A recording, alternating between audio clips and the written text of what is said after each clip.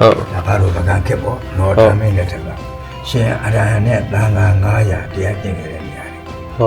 အဲ့တော့ပုံပြီးကျင့်ခဲ့အရေးကြီးတွေကြောင့်ကြောက်သူတို့ကြောင့်ကြောက်တန်ခါတို့ကကူတီတူကျင့်တာပကံခက်ကကူတီပဲနော်လက်ပေါင်းတစ်ထောင်ကျော်ဘယ်လဲလှုပ်ချင်တော့ကိုပြင်းချင်းမရှိဘူးနော်အဲ့ဒါပကံခက်ကငလေးလှုပ်တော့ပါဘာပြောဘယ်ကတော့ဒီကအာကြောင့်ပိတ်တာဘာကူစီကူစီအများကြီးဟုတ်ငှက်ပဲတော့သွားလို့ရတယ်ဒါပေမဲ့မိမမှန်လို့ပိတ်တာမိမမှန်မှုခုလိုလာတော့ဘာလို့ခေါ်ရကြမိပြတ်သွားလေးပေါင်းမှကြောက်မိရလာတော့လာအဲ့တော့ပိတ်တာ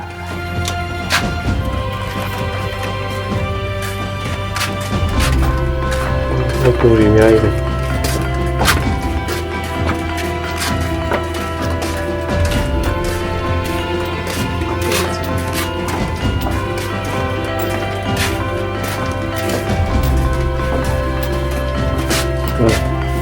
ဘာလို့ကြည့်လို့ရှင်အရဟံ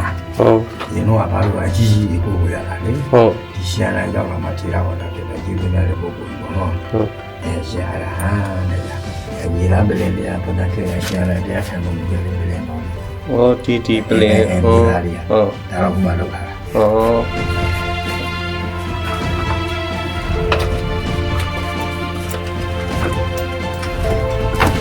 အဝတ်ကြီး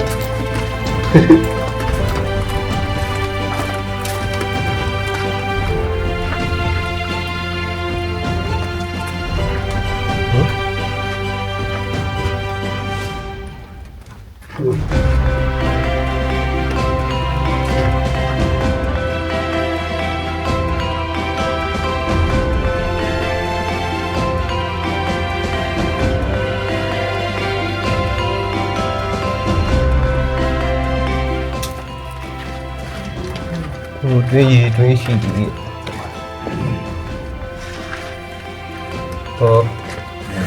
ီဘက်ကတော့သူတို့ခေတော့နိုင်မရှိဘူးဆက်လာတော့ဒီမှာနေကြည့်ပုံပေးရတာနေကြည့်တယ်ပေါ့ဒါနေကြည့်ရအဲ့ဒီမောင်းနဲ့နေနဲ့ကြိုက်တယ်ရှင်ဆွဲစားခြင်းရှိခက်တာနေလိုက်တီတက်ဒါနေတော့နေရတရားပဲကြည့်ပြီးတော့